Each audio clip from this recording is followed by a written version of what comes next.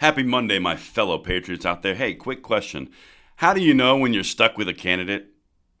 When The Hill puts out an article saying that gun controllers basically have no other alternative. You guys are going to love every second of this. It'll be linked in the description box below, and I can't wait to hear what you guys think about this one because this is bordering on comical, if not a little bit depressing.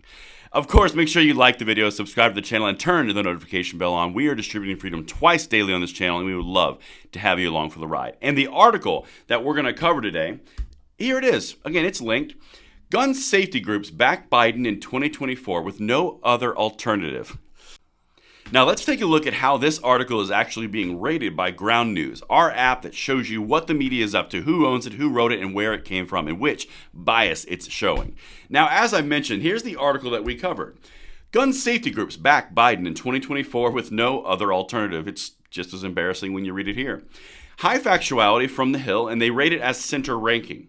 Nexstar Media Group is the ownership. And one of the things that I really like is when you look at another thing we've covered for a contrast point, you can see Major Gun Safety Group endorses Biden re-election bid. Over here, there are 27 total sources talking about it. It's from 10 days ago. 73% are in the center. This is something that I think is really useful. It's a small group of people who are holding the media accountable. In fact, for what we talk about, there's actually news about the Second Amendment you can follow directly. So go to Ground News/Langley in order to get 30% off your Vantage subscription for just $5 a month. You can see who's feeding you what the exact same way through Ground News, and thank you so much to Ground News for making this content possible.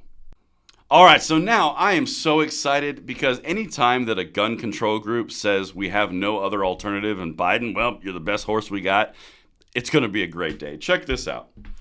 With the U.S. topping more than 400 mass shootings in 2023 alone, a prominent contingent of gun violence prevention groups with little to no alternative in 2024 has thrown its weight behind President Biden's re-election bid.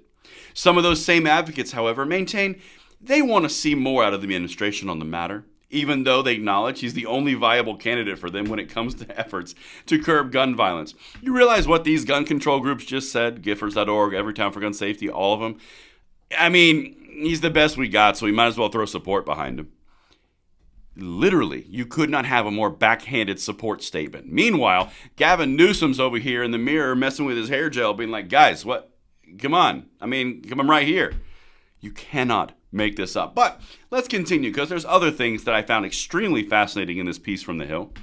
The White House has pushed its limits in terms of executive powers to curb gun violence. The media is saying that the White House has pushed its limits. What was the first clue? The executive branch overstepping Congress by ghost guns or frames and receivers, pistol braces, ATF going after things that they deem machine guns like triggers. I don't know. What was the first thing? EPA is stepping out of bounds, rental agreements being overridden by the CDC. I don't know. Top of my head. Yeah, they might have overstepped their bounds a little bit, but, it is a divided Congress, so they got to do what they got to do, right? But let's just continue here and keep it factual, completely factual. There's so much more he could do, clearly. Check it out. However, to many advocates, Biden is a better choice when faced with the alternative. What alternative? Gavin Newsom or Trump? I don't understand. Quote, when you're talking about life and death and gun violence, talking about the safety of our kids, it's never enough. Boop. They just said the quiet part out loud. The person who's saying this is Peter Ambler, co-founder and executive director of Giffords. It's never enough. They will never stop. And one of my favorite things about articles like this is in their zeal to say how much they care and to virtue signal, they always tell you the truth of where their true feelings and thoughts lie. They will never stop. It is never enough. That is why we fight every single day on this channel. These people are zealots. They have made a complete corporation around gun control and funding from gun control, and they are not going to just throw their hands up in the air when they feel it's safe enough. It's never ending. They just said it. But let's continue with how they have no other viable alternative, and they're a bunch of hypocrites. Now, Giffords is looking at robust numbers and plans to build on and exceed past amounts and past efforts, Ambler said.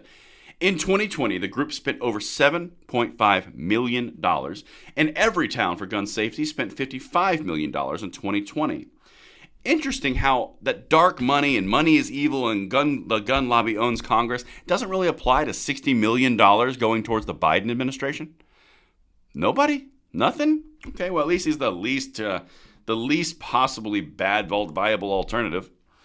And the goal of the order, talking about the new executive orders on background checks, is to move the U.S. as close to a system of universal background checks for all gun sales as possible without requiring legislation from Congress.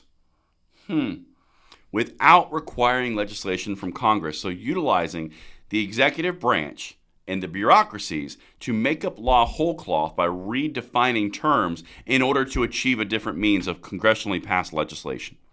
They are usurping the power of Congress. They are saying it out loud, but you know what? There's no other alternative. And that's what I've got for you guys. Let me know what you think in the comments field below, and I will see you on the next one. I'm Braden. See you later.